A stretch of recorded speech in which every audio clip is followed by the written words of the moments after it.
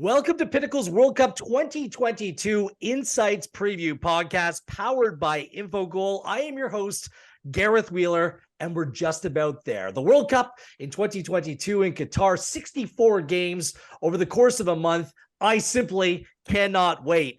It's time for us to delve into the odds, kind of project on where we might see things headed over the course of this 32-team tournament. And we'll take a look at some of the nations that may be able to provide you, the listener and the viewer, some real value heading into this tournament. First up, EPL Insights regular. He's a Wizard of Oz, Jake Osgathorpe, joining us from Sporting Life. What's up, Jake? How are you? I'm good. Are you? Great. We're shifting from no Champions League or Premier League. We're really switching things up with the World Cup this time around, and I simply cannot wait.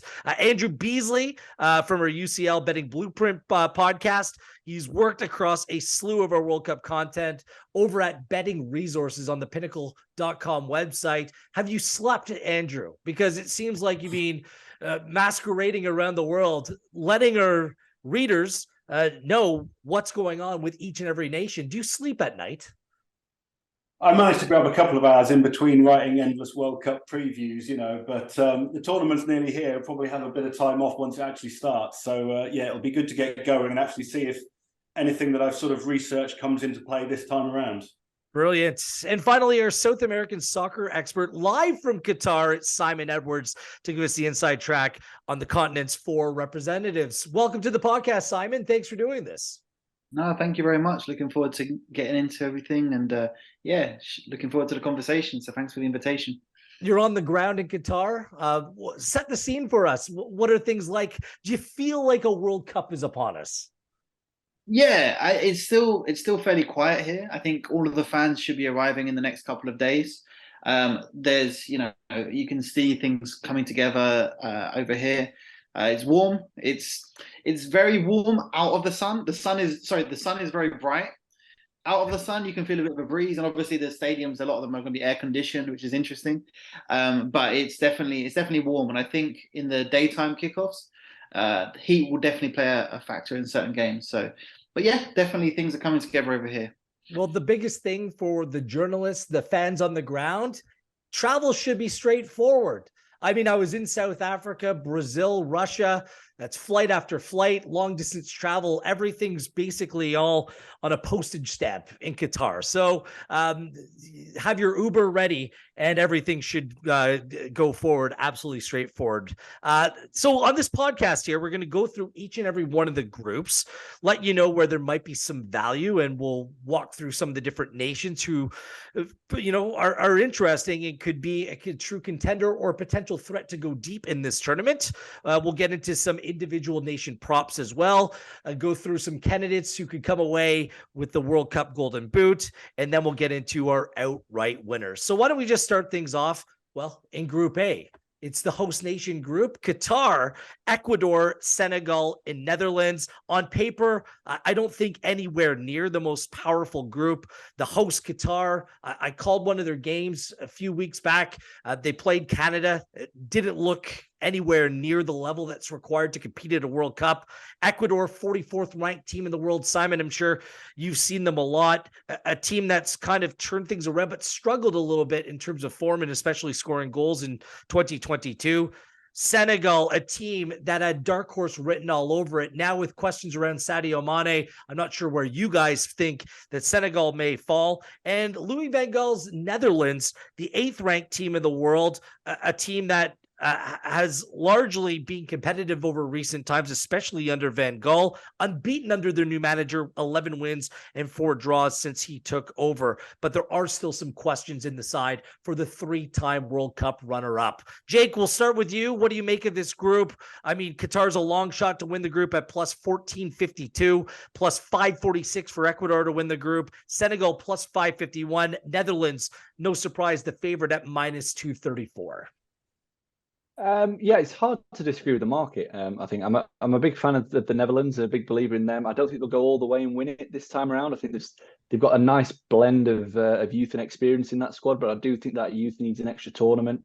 I think it's a toss-up between Senegal and Ecuador, and I think the key really will be Sadio Mane's fitness and how many games of the group he will miss. There's been reports today that he's definitely missing the first game, which is obviously against the Netherlands. So a game that maybe they might have expected to lose anyway. So it might not be too detrimental if he's back for game 2.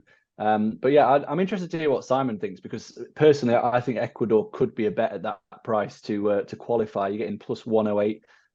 Yeah, from a South American perspective, are you quite confident that Ecuador can get the better of Senegal? Yeah, I think it's both Senegal and Ecuador. I think Holland, yeah, fairly are the favourites in this group. But I think whoever qualifies out of Senegal and Ecuador have a decent chance of kind of doing something, upsetting a couple of teams in the knockout rounds potentially. I really like Cisse as the Senegal manager. I think he does a really good job setting up his side. So obviously, Mane will be a massive loss for them.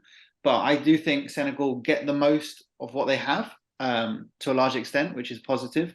With Ecuador, for me, the question with Ecuador is, do they have a goal scorer? Enner Valencia is kind of top goal scorer, doing well, all-time top goal scorer for Ecuador, doing well in Turkey this year. But for me, that's the area of the field where they're kind of least exciting.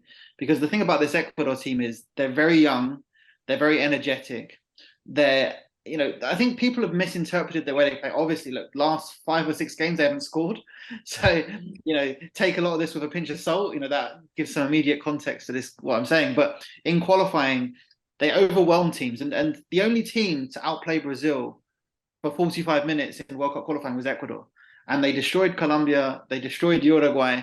So when it clicks for Ecuador, they're incredible to watch. They've got a lot of pace out wide. Now, obviously, Byron Castillo, you may have seen, isn't been picked in the Ecuador squad. He's the player who was involved in the issues with the registration. Ecuador basically decided not to take him because they were worried they might get docked points if they did. They weren't quite sure with the ruling. So he's going to be a miss at right back. But they've got lots of pace out wide. Plata is really good on the right wing. I think he could have a bit of a breakout tournament. Really tricky, direct, skillful winger. You've got Estupiñán attacking from left back. Moises Caicedo, pretty much the best central midfielder in the Premier League. If you look at certain metrics, really, really impressive for Brighton. Piero Hincapié in defence, I think, again, has had a few shaky games in the Bundesliga, but is a very, very good young defender, ball-playing defender. So there's lots of good parts. And collectively, what they do is they're very... they press very collectively. They don't particularly high line, but when the ball's there, they're very energetic. And their midfielders as well are very comfortable receiving when they're a little bit isolated, turning out and that kind of stuff. So I think if Ecuador, the thing is, Alfaro, the coach as well, traditionally has been quite conservative. And it's been a good a match between Ecuador and Alfaro, because Alfaro is quite defensive and Ecuador instinctively quite attacking. So it's kind of, they found the right balance. Now, obviously, it goes the wrong way. You get an attacking side trying to be over defensive and things can potentially fall apart. So I think if Ecuador are confident, and I think the first game is going to be key, because Qatar have been preparing for 10 years for this game. And Ecuador are going to be the opening team, young side. So I think there's going to be nerves potentially on both sides in that one. And I think if Ecuador get the win in that one, they'll be off to a flyer.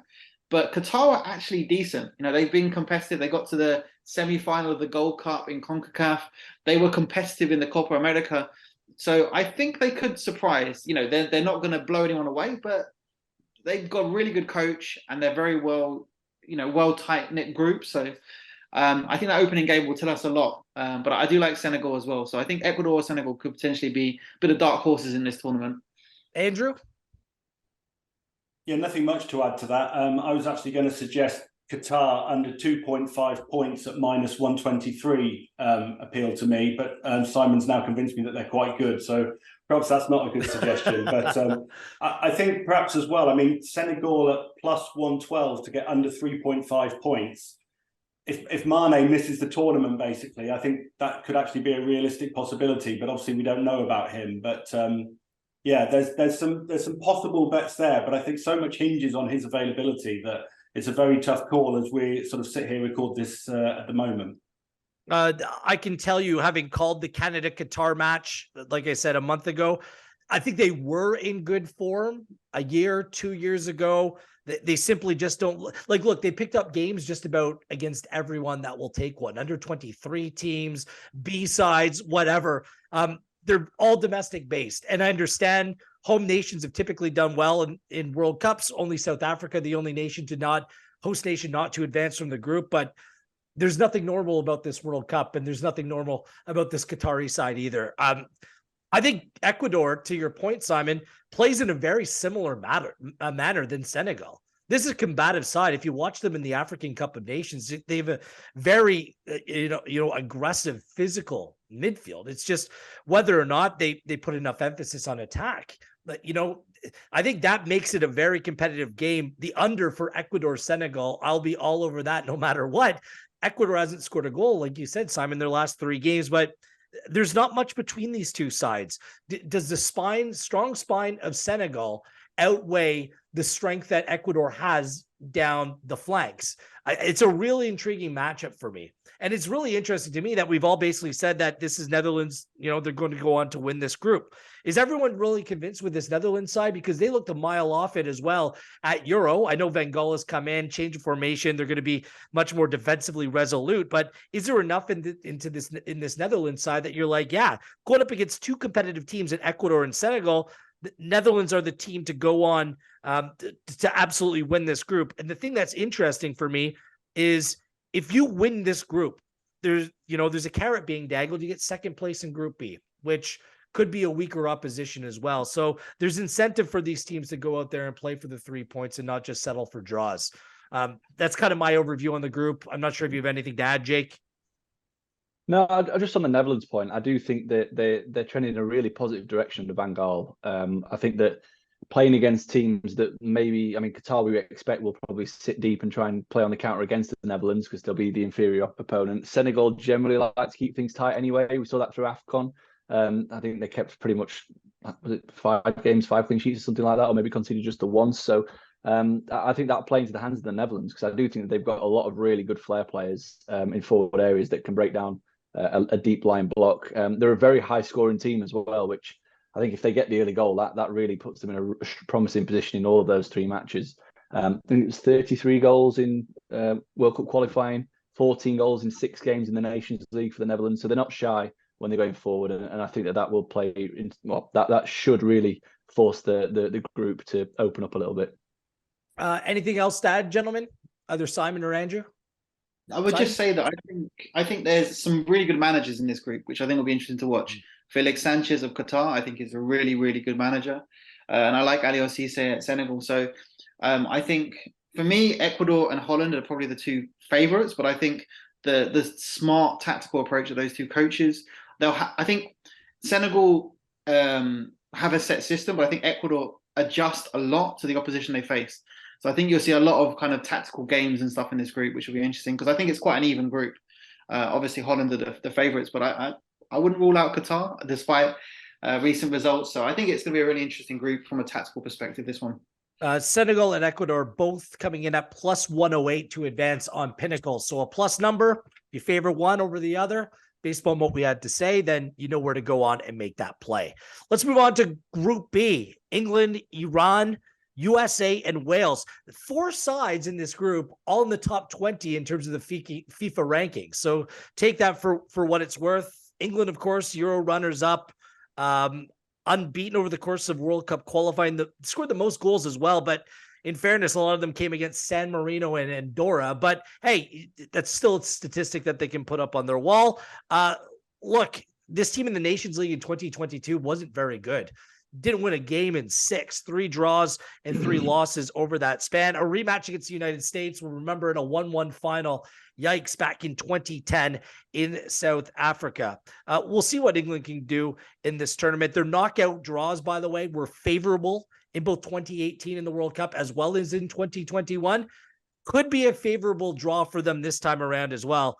Iran, a familiar face, Carlos Queiroz is back in charge after a little bit of a hiatus, but he's come back in. This side has some real talent, especially up front. Taremi, Porto, Osmoon, these are some good players. And this is a side that was competitive in a very difficult group at the last World Cup that features Spain, Portugal, as well as Morocco. The United States, 3rd in CONCACAF. Christian Pulisic is kind of their main man, but he's really struggled for Chelsea. Just 1 goal at 18 this season. And they're also the youngest side of the United States to go on and qualify for the World Cup. And Wales under Rob Page, first World Cup since 1958. Gareth Bale's fit, barely played for LAFC despite winning an MLS Cup. Finished second in a group featuring Belgium and Czech Republic.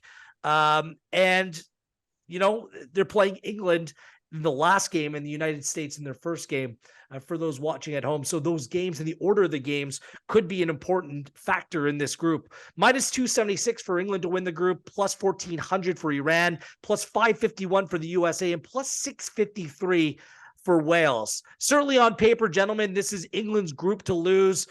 Can they find a way to go on and lose it, Jake? Well, it's England, so yeah, they can.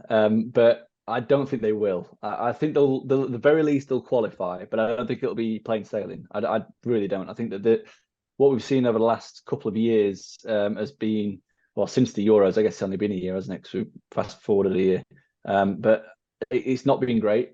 And I think that Southgate had the opportunity with the Nations League to rest his star players. He chose not to. He chose to play them all. So you've got added games that perhaps weren't needed for the likes of Kane, Rice in particular, who played a lot of football now. And yeah, for me, the main thoughts heading into the tournament for England is, what kind of system are we going to play? What kind of brand of football are we going to play? Because the last two tournaments have been based on strong backlines and game management. And I don't think that'll suit in this group in particular, because I think that Wales and Iran will play tough to beat in particular. They'll play very deep and try and play on the counter-attack. And that will probably need a changing system, a changing formation. And I'd like to see that, because we've got unbelievable attacking players to choose from, have England. It's just a case of Southgate trusting them and changing tack. But I, for one, wouldn't be backing them at that price to win the group, because I do think it's quite an even group. Even Iran, I think Iran look a big price to win the group. I'm not saying that they're going to do that. I just think the price is huge. And for I guess a pro-Iran kind of bet, I would be looking at backing them plus 1.5 on the handicap against England. We can get that at minus 139. I don't think England will beat Iran by a couple of goals. If you think back to the last World Cup, England drew Tunisia in the first game. Everyone thought it was going to be very comfortable, 2-0, 3-0, and it was the last-minute winner required. And I can see something similar with this Iran team, who will be very well set up under Carlos Queiroz. And I think they draw with Portugal in the last World Cup and just narrowly lose to Spain. So they against good opposition, have shown what they're capable of. So that will be my play. Of the teams to qualify, I do give the USA an edge over Wales. I do think that they could be at plus 102. Wales are just so reliant on those forward players, particularly Bale, to make anything happen. Dan James, Brennan Johnson's good, but is he this good at this level? Not too sure. So yeah, I like USA to qualify, and yeah, I would be taking Iran with a 1.5 goal start in that opening game. Simon?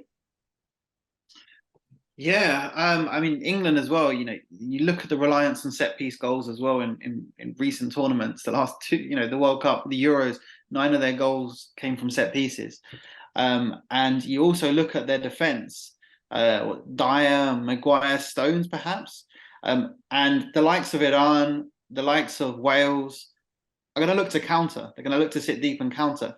And if England can get exposed with those 3 central defenders up against 2 pacey forwards kind of on the counter, then there's potential for them to be hurt. And I think as well, as I say, England, 9 of their goals at the Euros came from set pieces of the 12 goals they scored. So if they don't score those set pieces and they're playing against very organised, very disciplined defences, are they going to be able to break them down? Now, there's a lot of creative quality in that England side, of course, but they haven't really been showing it in recent months. And if we see the Euros as a high point, they still got almost all their goals from set pieces. And to go back to the 2018 World Cup, the same thing was the case. So I think for overall performances, and again, the results are hugely creditable. 2018, I thought England were very limited and they did very, very well with what they had. Dele Alli and Jesse Lingard attacking midfield. But I think there's some questions there. And I do think Iran are a good option. Honestly, I think this group is pretty even. And I think England will have to attack, will have to take the game to the opposition.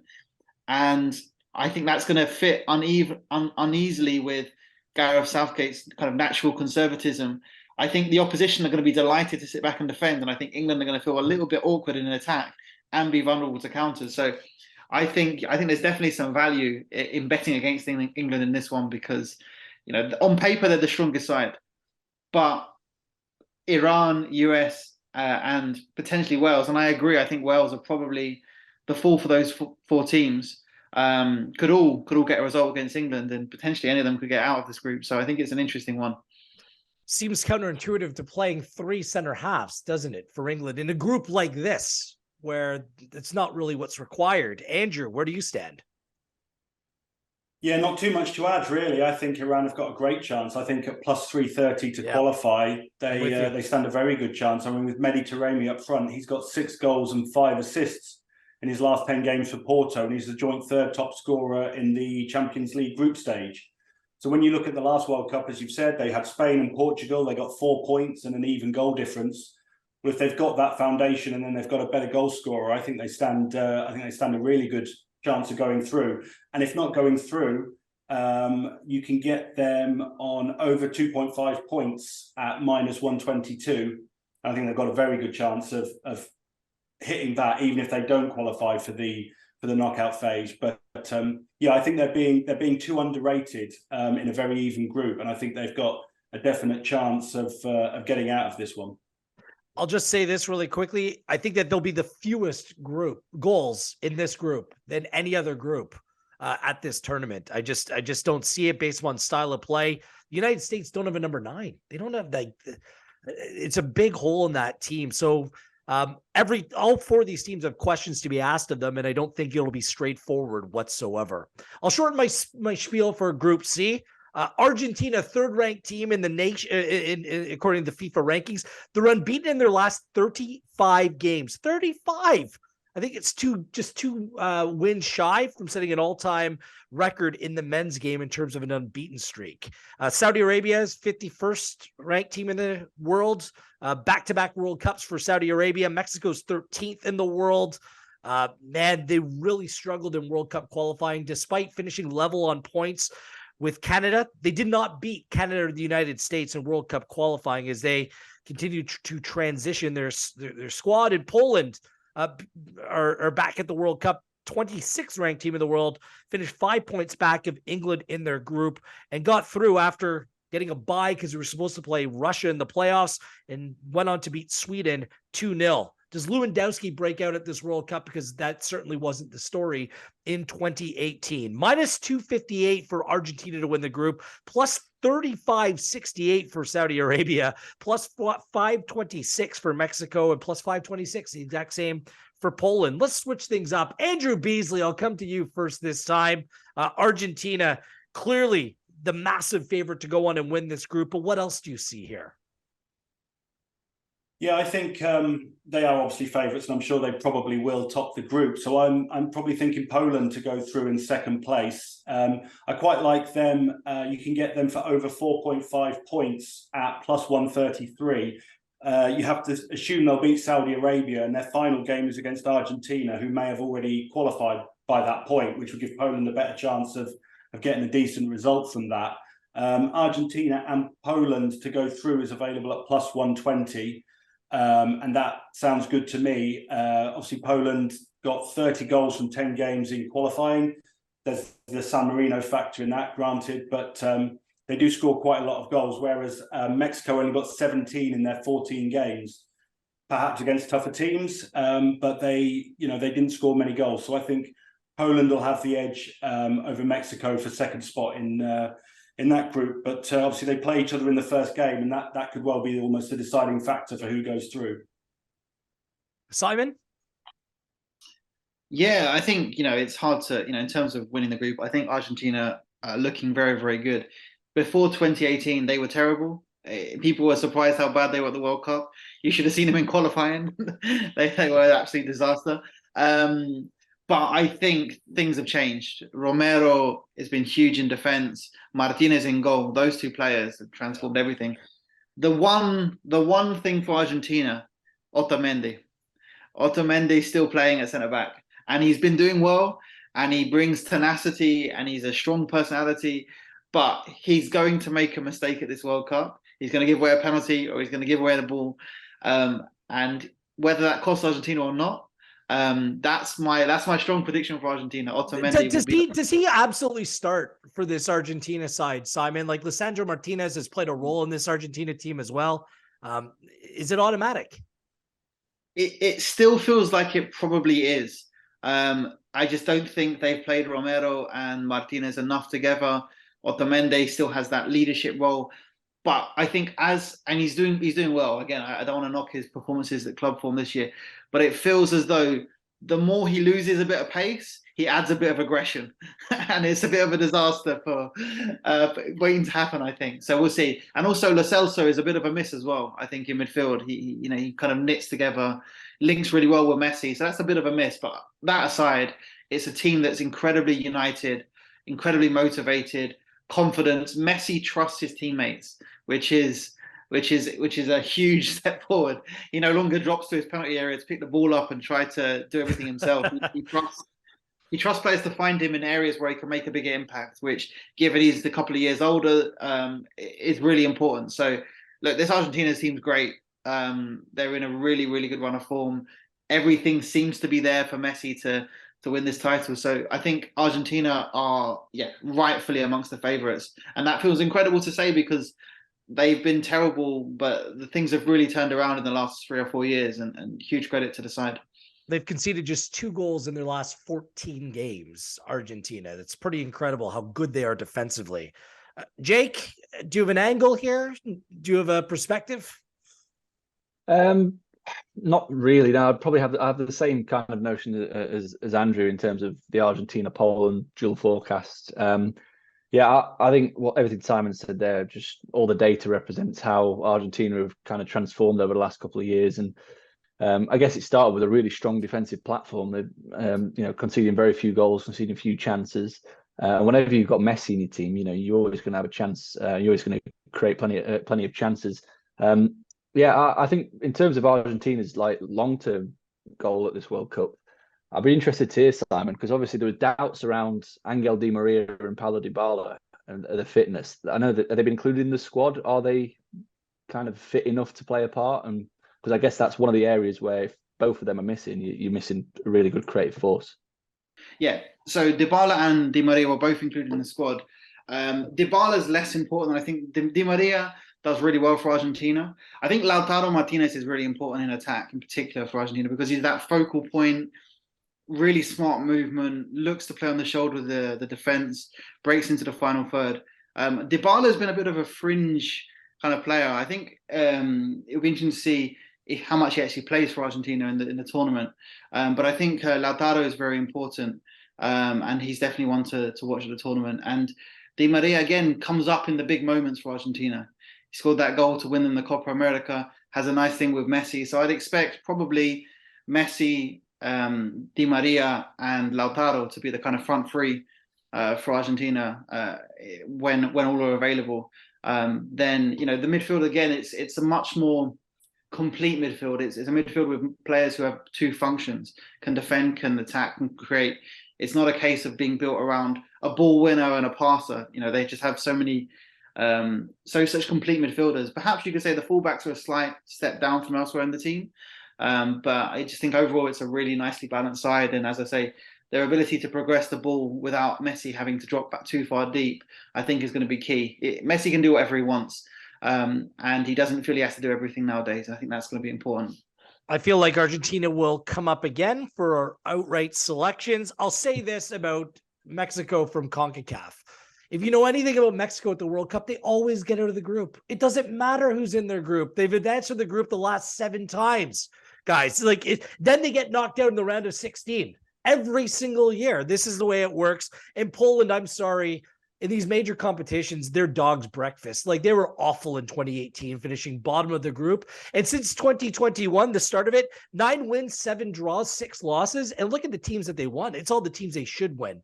They don't come out and beat the teams that are actually competitive in recent times. I have some serious questions about Poland. Mexico, -106. Perhaps I'm here in CONCACAF. I need to back them, and I will. Mexico to get out of the group at -106. Moving on to Group D, the reigning champs, France, they're back with a completely different midfield. Conte, Matuidi, Pogba, who were so good last World Cup. All three of them not in this team. Very difficult to go on and repeat. But France, since 1998, two World Cup wins and 3 finals. This team is loaded with Benzema back in the team. Missed out last World Cup. He'll have something to absolutely prove for the 4th ranked team in the world. Australia, 38th ranked team. They had 11 straight wins of World Cup qualifying. Then they came crashing back down to earth and just managedly edged it to get into the World Cup, courtesy the Intercontinental Playoff, 5-4 win in penalties over Peru. Denmark, another side with dark horse written all over it. They beat France home and away in the Nations League. Now they get France in Group D. And Tunisia, 30th ranked team in the world, beat Mali on a weird own goal to go on to qualify. Didn't concede in 7 games straight. A very good defensive side for it being absolutely lit up. 5-1 loss to Brazil in a friendly a few months ago. France minus 205. Denmark to win the group at plus 220. Is that number tempting here? It seems like it's a 2-horse race in this group, Simon. What do you make of France and Denmark? I mean, do you really give Australia or Tunisia a shot in this group? Australia, I would think not. I don't fancy Australia. Tunisia, I mean, they've had some decent results recently. That they're not a bad side. I think they could potentially pull a couple of upsets in this group. But yeah, I think Denmark and France are favourites. I think France, it would probably require a bit of an implosion, which the French historically have been capable of. So we'll have to see on that front. Denmark I think is a good side. It's a good balanced midfield. They've got some pace out wide. I think they kind of lack a little bit a real out and out top number 9, but I think it's a solid side. So I think Denmark will be steady in this group. France are potentially have incredible highs, but if it all goes wrong, then it could go quite wrong. So if France failed to get out of this group, it would definitely be the story of the group stage. I struggle to see it, but I definitely think there could potentially be some drama at some point for France, which is potentially, the big story in itself. But yeah, I think Denmark are a good side. I think Tunisia are actually decent. I don't really fancy Australia. And obviously, I think France, if they fail to qualify, it will be all of their own fault, I would suggest. Jake, do you think Denmark can go on and win this group? I mean, they were in the same group for 2018 as well. These are two familiar sides with one another. Yeah, I absolutely think that they can win the group. Like Simon said, France have got the ability to just get in their own way and make things more awkward than they should be. We saw in the last international break, Mbappe refusing to do photo shoots because of a brand and all that kind of stuff. There's an undercurrent that things could go wrong at any moment. And I think keeping harmony is probably the biggest job of that Didier Deschamps got. I like Denmark. I really do. I think the group is, in my opinion, it's going to come down to that head-to-head game. And I personally have that down as a draw. I think the two teams will draw. I think it's match day 2, which means that, ultimately depends on how heavily you beat the other two teams. And as Simon said, France have a really big, really high ceiling. But how often do we see them hit that ceiling and get close to it? Whereas Denmark are a team that are incredibly consistent and have been for years now. So I said that they probably have a lower ceiling, but also a lower floor than France. In which case, I do think Denmark are worth a bet to top this group because, like I said, it's going to come down to the games against Australia and Tunisia, in my opinion.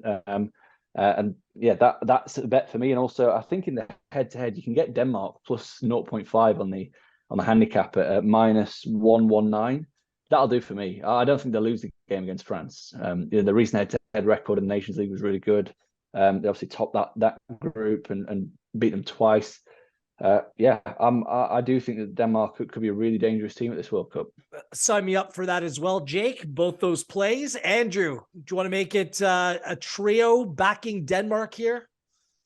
Yeah, absolutely. I mean, I'd only be repeating what the other guys have said, but yeah, I think they've got a real good chance of topping this group. I mean, if you like omens, obviously the defending champions have gone out in the group stage in the last 3 World Cups. It seems to be a thing that happens. And I'm not sure that's going to happen to France, but then nobody would have thought that in the last three either. So, perhaps there's something in that. The other thing I spotted, France and Denmark have played in 6 group stages over the years of the World Cup and Euros, and one of them has gone on to win the tournament 5 times. So, Wow.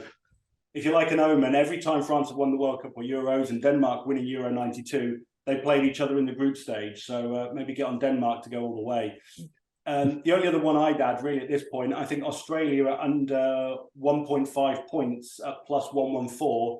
Yes. We've mentioned Tunisia. They only conceded 2 goals in 8 qualifying games. So I don't think there's any guarantee that Australia will beat them. And you would expect them to lose to France and Denmark. So to get a plus bet on them at under 1.5 points looks pretty decent to me. Yeah, I'll say this, Group D, there's a lot of intrigue here because whoever wins this group, the draw can open up nicely for them. So there's a carrot being dangled here for France and Denmark. Go on and win this group, then who knows how far you may be able to go in this tournament. Denmark lost to Croatia in penalties last World Cup. England in the Euro semifinal. Perhaps this is their time. Group E, Spain, Costa Rica, Germany, Japan. Spain, Luis Enrique, he's taken to Twitch. He's going to let you out there know what he's thinking throughout this World Cup. I'd actually think that's pretty cool. But it's a side that's very young, very active, very energetic, and very Sergio Ramos-less. Doesn't get into this side, and I'm not sure if that's a good thing or not. Costa Rica, I mean, it was a shooting gallery in CONCACAF qualifying. Keylor Navas stood on his head, and this team got it together. 6 wins and a draw in their last 7 World Cup qualifiers.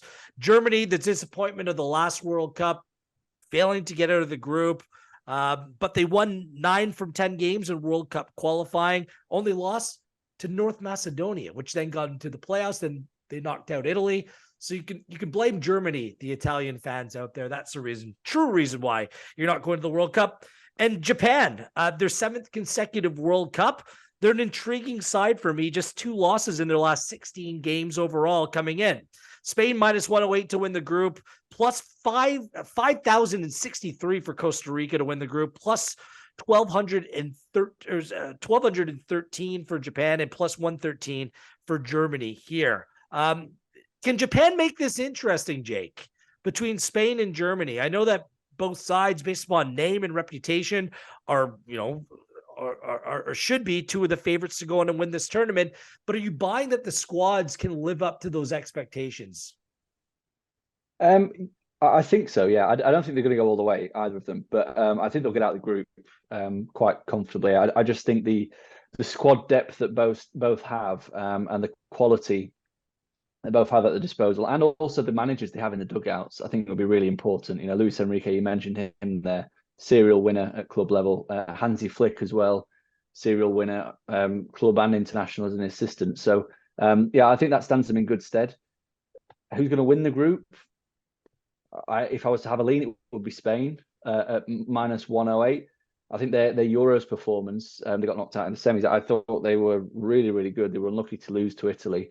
And I thought it was a really positive step in the right direction. The only thing they're missing, in my opinion, from becoming or being a real challenger is, well, there's 2 things actually. A number 9, because how can you trust Alvaro Morata to take you to World Cup? And also a centre half, because again, Eric Garcia. I mean, do you trust him to get you far in the World Cup? I mean, having watched him play for Barcelona so far this season, I can say the answer is no. So that's 2 areas for me. But I just think that in this group, I think Spain will suffocate teams with the possession game. They've got the players that can break a deep line block. And, you've got Pedri and Gavi in there. And Germany, I think they could be really interesting because the squad they've selected is very much a new guard kind of squad. There's a couple of old guards still in there. I mean, Mario Götze has managed to get a call up. Obviously, the guy who won them the World Cup, 12 years ago? 8 years ago. And yeah, I think that players like Jamal Musiala will have a big breakout tournament, and I think they'll be exciting to watch. So I've got Spain and Germany going through, and I've got Spain just edging it. Andrew? Yeah, it's very difficult to look past them, isn't it? I was actually thinking that maybe Germany might top the group, but it is a very, very difficult one to call. I think maybe for me, Japan under 2.5 points at plus 136 looks interesting. They've only won one of their 7 games at the last 2 World Cups. and they sometimes struggle to score goals. Both they and Costa Rica generally have low scoring games. So I think they could draw with them and lose the other two. So that stood out for me. But yeah, clearly it's Spain and Germany to go through. The only question really is the order, I think. Simon, anything to add? No, not a lot really. I think Japan have got some decent quality, but I can't see them getting above Spain or Germany. And Costa Rica is quite an aging side in key areas. Yeah, no, I think, as you say, I think Spain have some potential weaknesses, but I can't see any of the teams in this group really exposing those, aside from Germany. And I think that game won't be particularly important in terms of deciding who progresses or not. I was looking for the odds qualifying for out of the group stage based upon fair play points awarded. That would be quite the one. If Japan can pull this off again, then that will be an absolute all-timer. As in the last World Cup, they're up 2-0 against Belgium. It's still one of the most exciting games of the last World Cup, courtesy of Japan, who did get out of the group stage last World Cup. I think the interesting. Sorry, Gareth. The interesting thing for that Group E as well is it probably doesn't really matter if you win the group or finish runner-up. You're going to have a fairly winnable next round. If you finish runner-up, you're going to face the winner of Group F, which is Belgium, probably Belgium, maybe Morocco, Croatia. So yeah, it may be a case of similar to what happened with England at the last World Cup, where they went into the final game against Belgium, and knowing that losing to Belgium would give them an easier path through to the final. So yeah, something to watch out for. Yeah, second place in that group seems like the place where you might want to be to get on a side of the bracket that wouldn't feature Argentina or Brazil. That, the motivation or lack thereof is something to keep an eye on. Group F, and one side that Jake forgot to name quite clearly. Oh, Canada. Oh, baby. It's Canada back at the World Cup for the first time since 1986. 41st ranked team in the world. And you may laugh, you may smirk. Guess who scored the most goals in international football in 2021? It was the Canadians. They just happened to draw an exceptionally difficult group. Second ranked side in the world, Belgium. They're a side arguably the best goalkeeper in the world, arguably the best midfielder in the world. But what else is this golden generation going to be able to get over the hump and actually go on and win something? Finished third at the last World Cup, so they'd be knocking on the door, just haven't broken it down yet. Morocco, the only African nation to go on and win all of their group games in World Cup qualifying. A managerial change has brought back Ziyech, Mazraoui, and Harit into the side. That's some quality there, a much different looking Morocco side heading into this tournament. And Croatia, they've changed a lot since 2016 or 2018, I should say. The 12th ranked team in the world. They were weak in World Cup qualifying, freshened up things at center back. Now they simply don't lose, although the midfield looks very much the same. Brozovic, Kovacic, and Modric over 300 caps combined.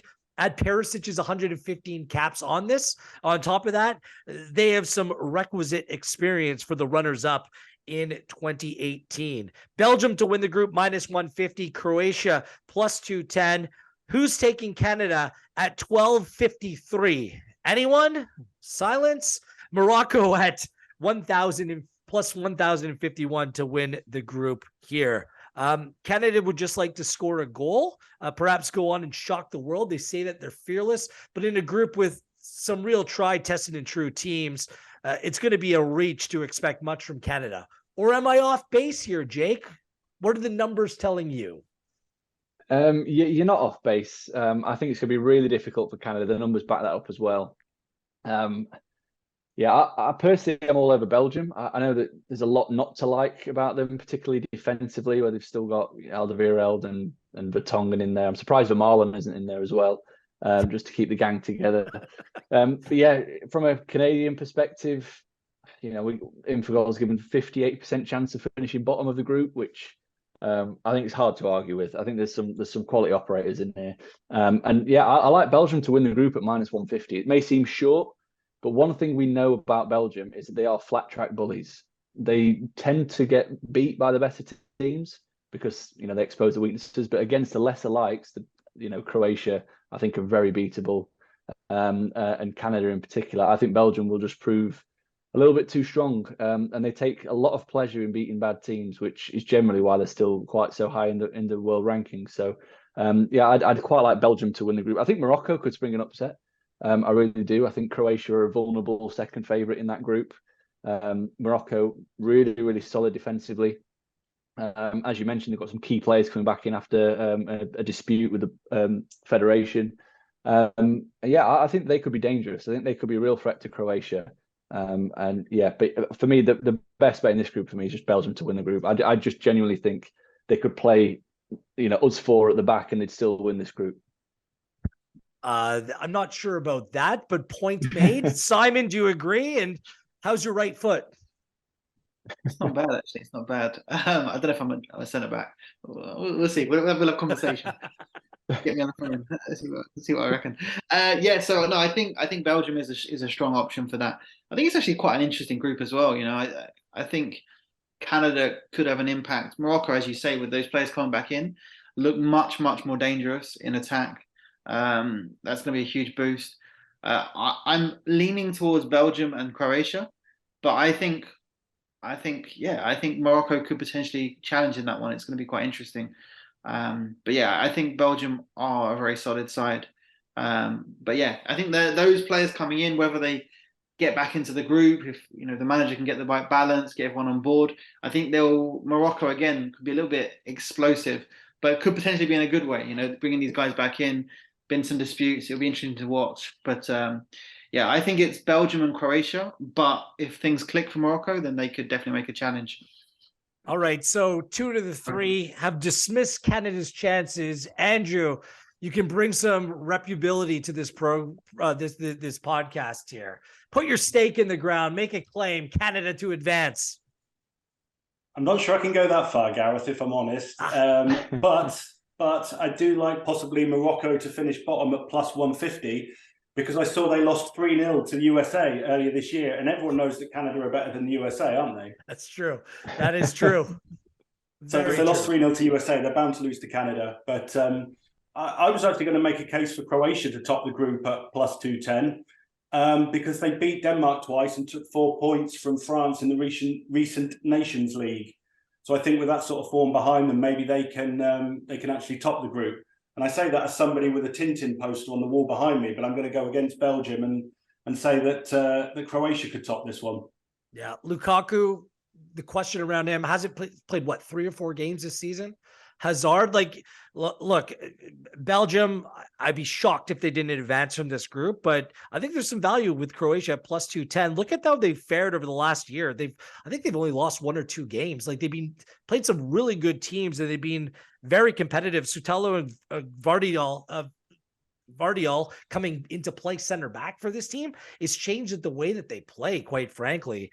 They're much more sound. No more Vida and Lovren there. And look, are they the perfect side? No, but I think they might even be better than the side that reached the final in 2018. I really do about Croatia. Perhaps I'm believing too much hype. Very quickly before we move on, Canada to score against Belgium. It's on pinnacle.com. Minus 116 for yes, plus 105 for a no. Come on, guys. Can we get onto the yes train here? Canada's never scored a goal at a World Cup. Could in that opening match, Belgium's back line show a little bit of vulnerability? Yeah, I think so. Yeah, it wasn't Larin one of the top scorers in qualifying, I think. So, yeah, with Belgium's aging defence, I think they can score, definitely. Eustachio scored 5 goals for FC Porto. Davies, we'll see his fitness. Jonathan David, I believe he's the 3rd highest scorer in Ligue 1 right now at present time. So there's some attacking quality in this Canada side. It's defensively where the questions will be asked. So we'll see how it all plays out. No matter what, it's going to be a big month for Canadian football, and we're so excited to be back on the world stage. Group G, Brazil, top-ranked team in the world. This team has a bit of everything, don't they? The 5-time champs are the odds-on favorite to win it all again. Serbia, the 21st ranked team in the world. They were in Brazil's group in 2018, lost to Brazil 2-0 in their final group match. Switzerland, they've been sneaky good as of late. They won their qualifying group, which featured Italy. They beat France in the Euros, lost to Spain in the quarterfinals on pens. This is their 5th straight World Cup for the Swiss as well. And Cameroon, this could go very well or very bad flip a coin, I'm going to side with bad. They're the 43rd ranked team in the world. There's an unpredictability to the group, which makes them an intriguing side. Brazil minus 286 to win the group, plus 609 for Serbia, plus 609 for Switzerland, and plus 2535 for Cameroon. Simon, we'll start with you. Brazil, are they rightfully the favorites to go on and win the World Cup this time around? I think they're definitely right to be up there. The thing about what's so impressive with this Brazilian side is the control that they have. Whereas Argentina, I'm a bit concerned about Otamendi, whatever. I think Brazil's, because Brazil, what they tend to do over the last couple of years is score, let the opposition throw a few things at them, and then just hit them on the counter and win 3 or 4-0 in the last 20 minutes. It's not a Brazilian side, for all the attacking flair that they have. The key to their success is the control that they have in defense. Casemiro in front, they're really, really solid. Now, obviously, the question is what happens when they face European opposition? What happens when they have a different threat? Because I think while Argentina and Brazil have been brilliant, and I've really liked Ecuador and Uruguay have a high ceiling, we'll talk about them in a minute. South American qualifying hasn't been as good as it has in previous tournaments in the last few years. So the question is, when they face top European opposition, will they still have that same control? What happens when they get hit? What happens when things go wrong? Because nothing's gone wrong for 4 years. So that's going to be a question they have to answer. But what they have is a really, really strong defense. They have Casemiro in front shielding. They have a lot of attacking flair, an incredible variety of creativity, speed, dribbling. The question is, what do they do in the centre forward position? They've wanted to play as a set 9. Richarlison's done well in that position. Gabriel Jesus is in the squad. So there's potentially still a slight question there. But this Brazil side is very, very impressive. I like Switzerland, I like Serbia, but I do think Brazil will exercise their control, will show their control that they have in this group, and will make it look easy, although I don't think it is that easy.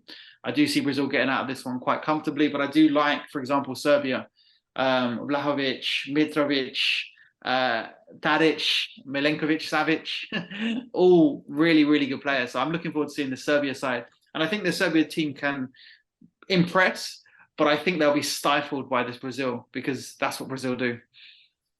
Serbia to advance from the group at plus 108 on Pinnacle, Switzerland plus 101. Xhaka and Wheeler, like two holding midfielders, they're both on great form, and they've done really well for Switzerland. But like Simon said, Vlahovic and Mitrovic up top, like playing with two strikers and two in-form strikers as well, is a dangerous proposition. Andrew, what do you make? I mean, I think we're all on the same page, Brazil to win the group, but Serbia or Switzerland? Does Cameroon come into the equation for you, Andrew?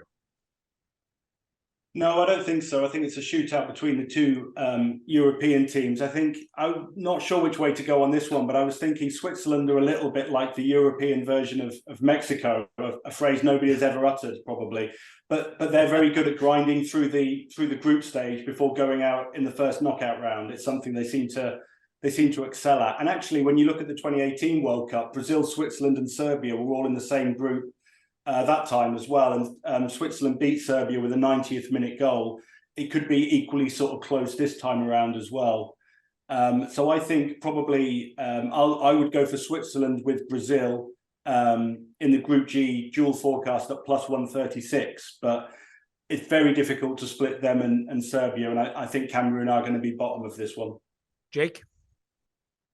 Yeah, I tend to agree. I think Serbia have got the potential to be really exciting at this World Cup. I think, Simon mentioned some of the players there. They've got such good attacking threat all over the pitch, really.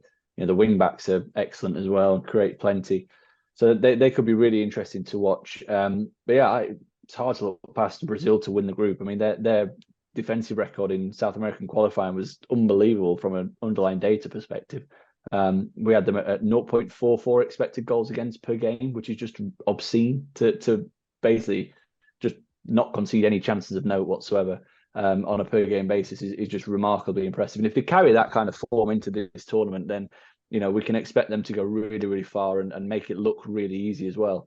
Yeah, I'm like Andrew. I'm out of the two European teams, I think Cameroon are going to find it very difficult. Watching them in AFCON, they were wide open defensively, but they played and won quite a few high-scoring games. I think if the games go the same way in this group, they'll get picked off because I think there's better opponents. I'm siding with Switzerland to best Serbia. I think that experience that they've got could count for quite a lot when it gets to the nail-biting end of the group stage. Serbia, they arguably have a better team on paper, but I think Switzerland are probably just a slightly better unit. They're really trending in a positive direction, and we saw the success they had at the Euros in terms of knocking France out when it looked like all was lost. They somehow managed to score a couple of goals and progress. So yeah, I definitely will be siding with Switzerland, and I think Brazil-Switzerland dual forecast is the play for me. Just quickly, Cameroon lost to Uzbekistan, lost to South Korea, draw Jamaica. That's not the way you want to go into a World Cup. And the last game of the group is Switzerland-Serbia.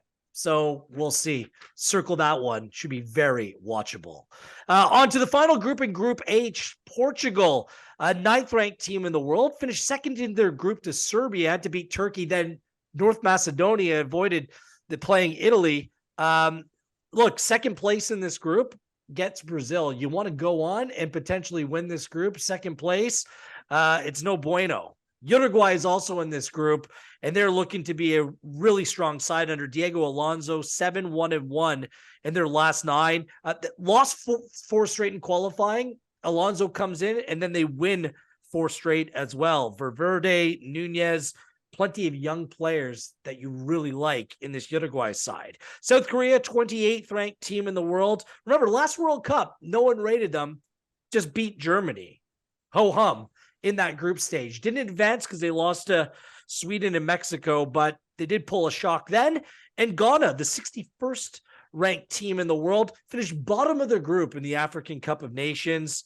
But this side, adding Lamptey and Naki Williams into the team, they've added some more talent than they had during the African Cup of Nations as well. They're the last African side to reach the quarterfinals. Happened in 2010.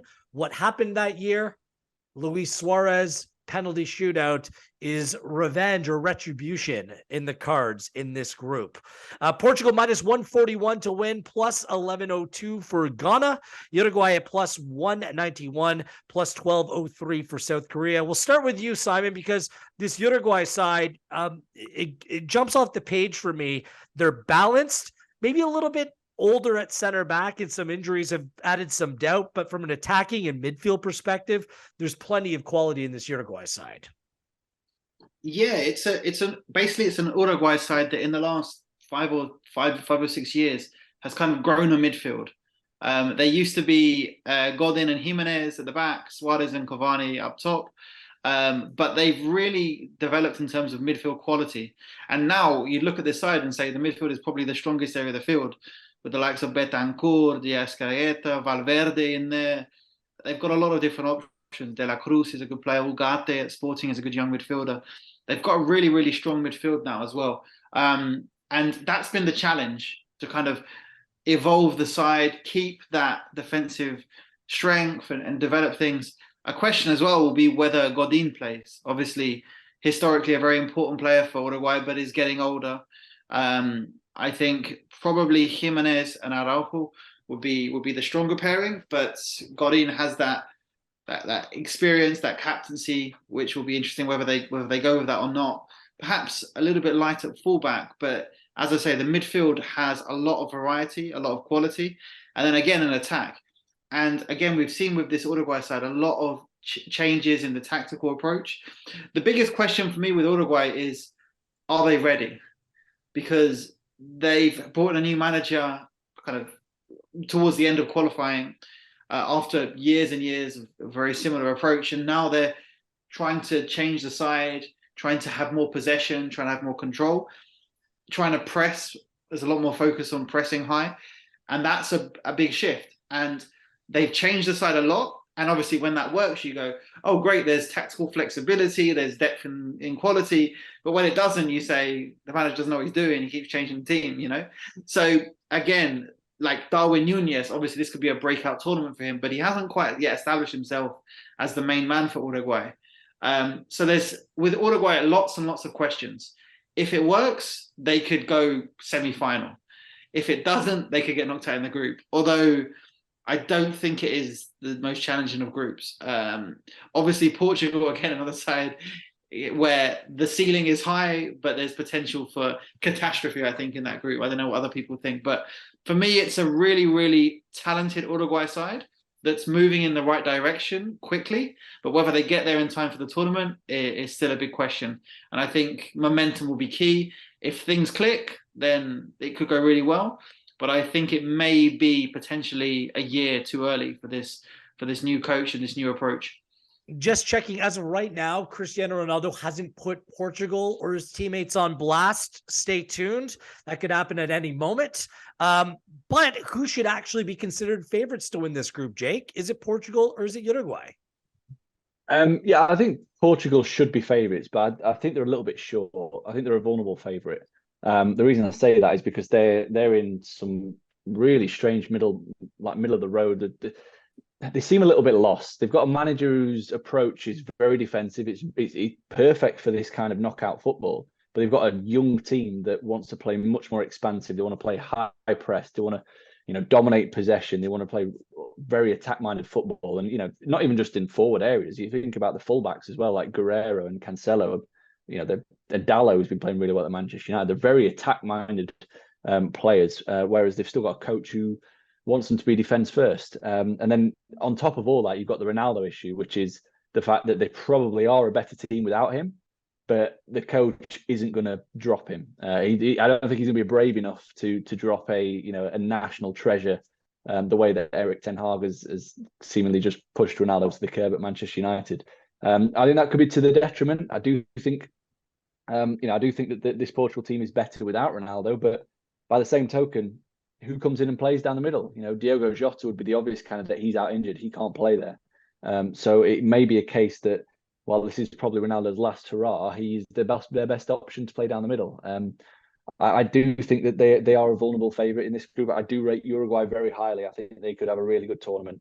I take everything Simon said in terms of the potential for it to all go wrong, that it could be a year too early.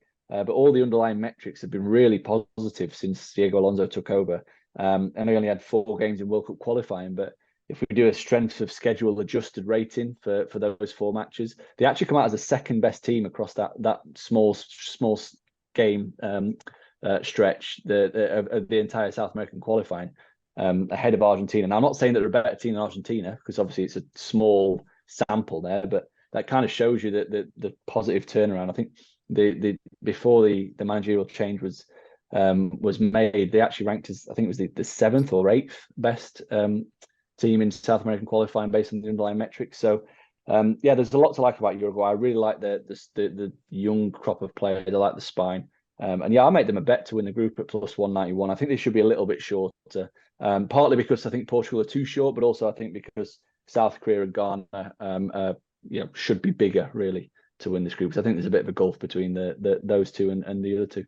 If Cristiano Ronaldo scores, he'll be the first player to score in 5 World Cups. Does he do it, Andrew? And what does that mean for Portugal in this group?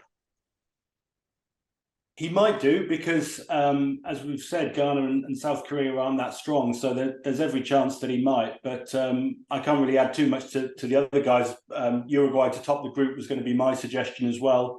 I think Portugal, as Jake said, sort of something of a risky favourite there. I think Uruguay will probably top this group, and I like the look of Ghana under 2.5 points at plus 102, because they had a bad Cup of Nations, as you mentioned. They lost 4-1 to Japan in June, and I'm just not sure they can compete with the other teams in this group. But it looks like we're all on the sort of Uruguay train possibly to top this one. Well, I might be the exception. I think that, look, Fernando Santos is not sexy football. It's not progressive, but they find a way to get the job done. Diego Costa, like this goalkeeper, is very, very good. Could be the difference. Uruguay doesn't really have an established number 1 goalkeeper in their team. I think that is a question mark for that side. And remember, Portugal lost to Uruguay 2-1 at the last World Cup in the knockout phase. So maybe a little bit of retribution there as well. Just have enough time. We want to go into some. Sorry, is there anything you guys want to add there? I was just going to say, like, Portugal generally haven't been very good in group stages recently. They won when they won the Euros. I think they drew the 3 group games. They didn't win a single match and got through as the 3rd place team. And at the last World Cup, I think they finished 2nd behind Spain. So that maybe they could qualify. And like I said, the football that Santos likes to play is it matches the knockout kind of style very well. But unfortunately, in the group stage, it's not knockout. You know, they have to go and try and win matches, and I think that could be maybe to their detriment in this group. They maybe draw 2 and win 1, and slip up against South Korea or Ghana. But yeah, I do think Uruguay are the bet. I think there's too many question marks for me around this Portugal team, and for them to be that short in the market. Simon, before we move on, I have to ask you: 2nd place in this group looks to get Brazil. Who would Brazil prefer to play? Would it be Portugal or would it be Uruguay? Well, look, Uruguay are always tough, but Brazil know Uruguay, right? So I think Brazil would probably prefer to play Uruguay, just because it's the unknown with Portugal, and it's a European side. Brazil know they're better. Now we'll see, because Uruguay again in a one-off game with the thing as well with Uruguay. Just what we want is they have these old guys who are hanging around, and they have these young guys. And in many sides, that would be a problem. But this is Uruguay. Like the team, the spirit in the camp, the unity, the putting the national team first is stronger in Uruguay than any other part of the world. So Uruguay are going to be tough, and they're going to get the most of what they have, I think, as a group. But yeah, I think Brazil would probably prefer to play Uruguay just because they know what they're going to get. And they've beaten them, and they finished comfortably above in South America. So that's probably what I think they prefer. The stakes incredibly high in Group H. Let's turn our focus to the World Cup Golden Boot. This tournament, the longer you play, the better that your chances are to go on and win the Golden Boot. Your top 5 favorites: Kane, Mbappe, Neymar, Messi, and Benzema.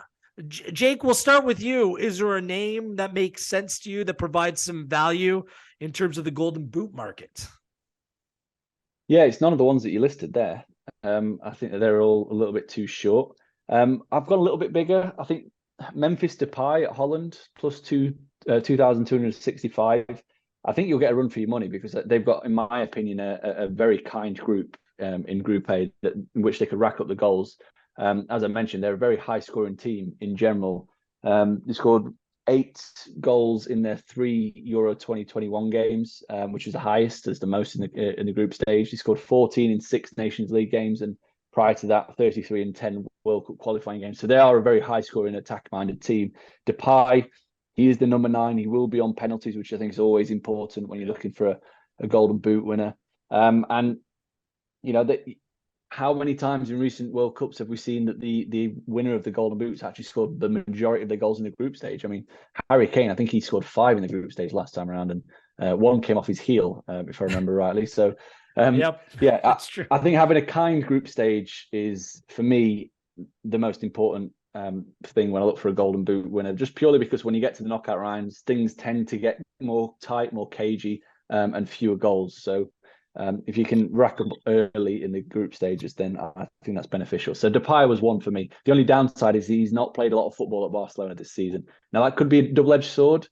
It could be means that he's super fit and that he's raring to go, or it could mean that he's lacking match practice. But I'll take the positive. Andrew, is there another name that you're taking a good hard look at? I'll be honest, it feels like Jake has been looking over my shoulder and reading my notes on this one, because I've got pretty much exactly what he just said. He's right about Kane. Kane didn't score past the round of 16 in 2018 and still won the Golden Boot. 5 of his 6 goals were in the group stage. And it's true of players before him as well. So on that basis, I was going to suggest Depay, because he plays for the best team in the weakest group. And that's a good way to win the Golden Boot. The only thing I'll add, something slightly different. I've written an article for a different website. Other gambling sites are available. And I was looking at goal scorers in qualifying, but assessing them against the difficulty of the opponents that they faced and the number of games they played, because there's different lengths of qualifying in different parts of the world. And putting all that together basically showed that Mitrovic had been the best scorer in qualifying, and I'm not sure he is going to be the Golden Boot winner or even feature that much because of his recent injury. But this system had Harry Kane coming out second, Richarlison third, and Memphis Depay fourth, and Larin of Canada was sixth. So there's hope for Canada yet. And interestingly, again, not really Golden Boot candidates, but the only team with 2 in the top 10 was Iran with Azmoun and Taremi. So England had better watch out. But Depay was going to be my suggestion as well. So I'm not sure I can add too much to that, really. Simon, a name for you? Yeah, well, I mean, to say Neymar and Messi, but I think Brazil have a pretty straightforward group with the set pieces that Neymar will be taking. I think that's a positive, and the same with Messi. I also think Lautaro Martinez, obviously the set pieces is, as you say, an easy way to get 3 or 4 goals, and that's probably why Harry Kane's sitting at the top there. But outside the set pieces, I think Lautaro Martinez is the number 9 for Argentina. I think Argentina have a decent chance of going quite far in the tournament. He will be the focal point in attack. So I think that's a decent kind of outside shout.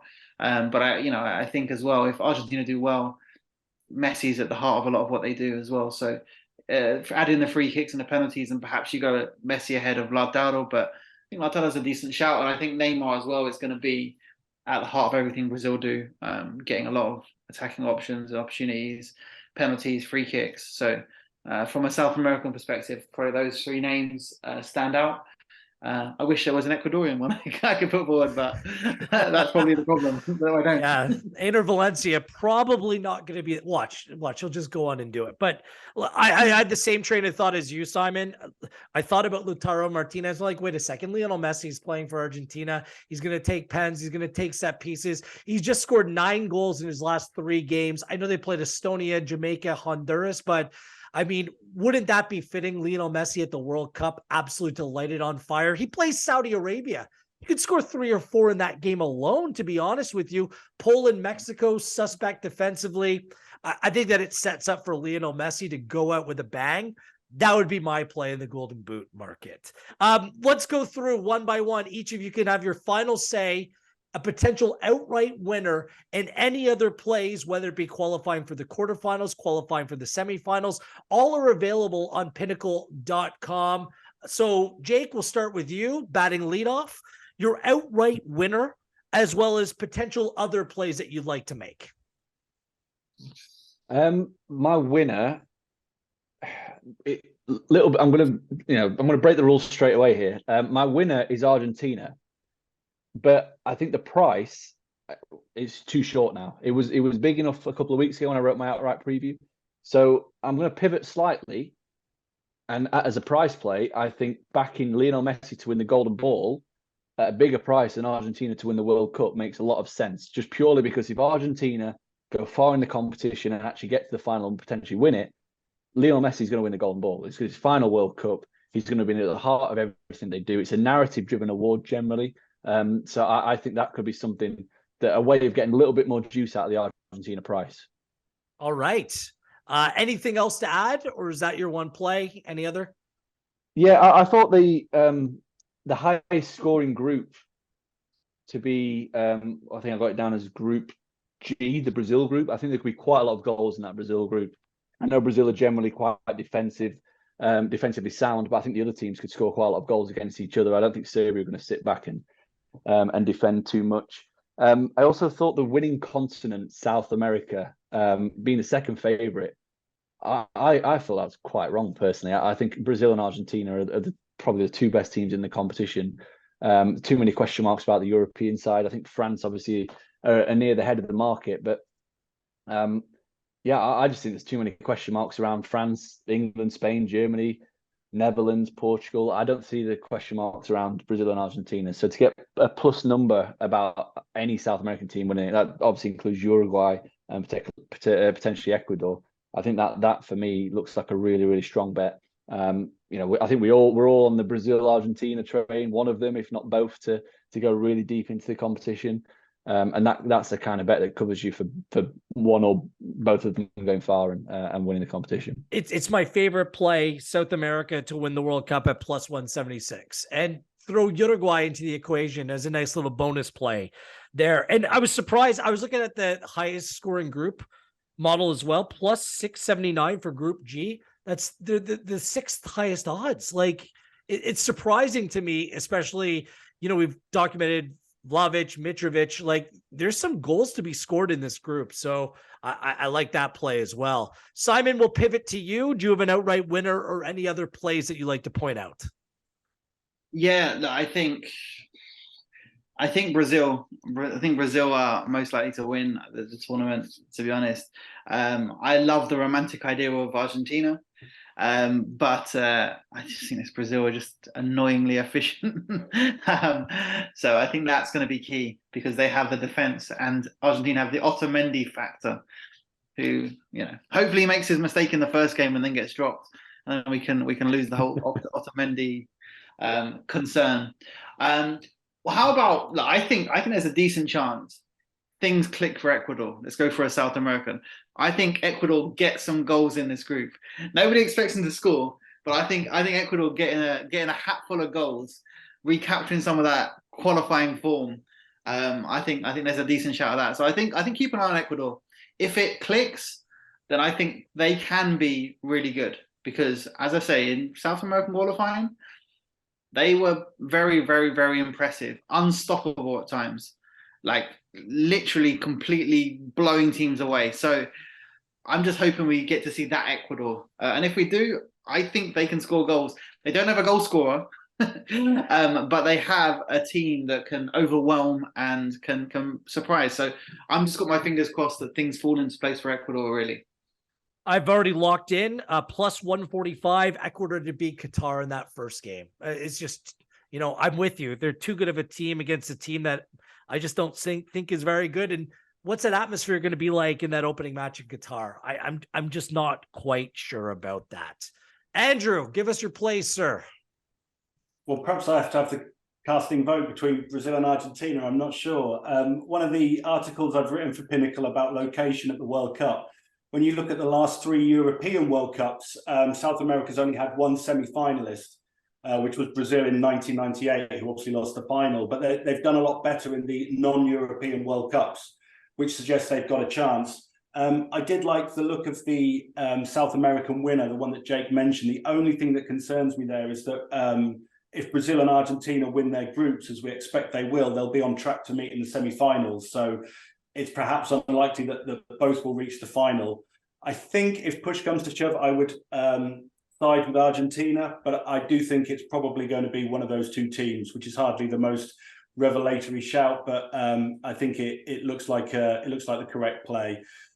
In terms of the other markets, I mean, the various sort of reaching the different stages, the quarters, semis, finals, I think Netherlands are possibly underrated in some of those. I mean, they're somewhere around 5-12 to reach the final.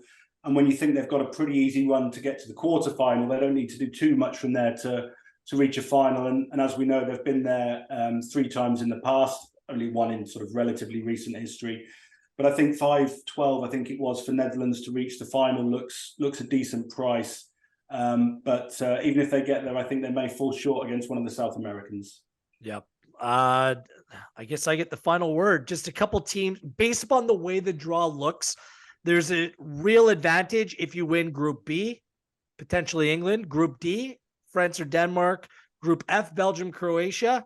Group H, Portugal, Uruguay. One of those sides that I just listed can go on and be representing that side of the draw in the World Cup final. I think there's some value with Portugal or Uruguay and Denmark. I'm looking at all those teams, and if there's one team that has a little bit of value to go deep in this tournament, it's the Netherlands as well. I'm with you on that, Andrew. The easiest group, and we'll see what that means if they can get out of that group playing second place in Group B. Perhaps they can continue this winning streak under Louis van Gaal. So those are the kind of the teams I'm looking at. but in terms of overall play, just that futures bet South American side to go in and win the World Cup, I think it's a good one at plus 176. This has been great, guys. Lengthy, but I think we covered all the bases. Simon, have fun in Qatar. Enjoy covering the tournament. Thank you for your insights here today. No, you're very welcome. Thank you for the invitation. Jake, it's great to see that we have some alignment, building off of the relationship we formed on EPL Insights. Well done. Yeah, we've aligned on some things, but I not Canada. I think maybe you're being patriotic in the way in which you think this is going to go. But I hope for your sakes they actually have a good tournament. They're going to shock the world. It's like Alice Senegal in 2002. And Andrew, I check your internet connection because perhaps Jake's, sleuthing his way in onto your computer and stealing your notes. You need to be able to fix that. Yeah, well, let's just see how Memphis Depay gets on. And if he does get the golden boot, I'm going to take the credit. Or perhaps he's just been looking at all the betting resources that are available on Pinnacle.com. Andrew's played a big part in that. Make sure you go to Pinnacle.com for all your World Cup betting resources. Follow Pinnacle on Twitter at Pinnacle Sports on Facebook and YouTube as well. For the entirety of the tournament, we're bringing you plenty of World Cup content throughout. Andrew and Simon, you're busy as well. Simon, where can our listeners find your fine work during this World Cup? Yeah, so on Twitter at Simon Edwards SAF. Yep. And Andrew, anything from you? Where else can they find your fine work?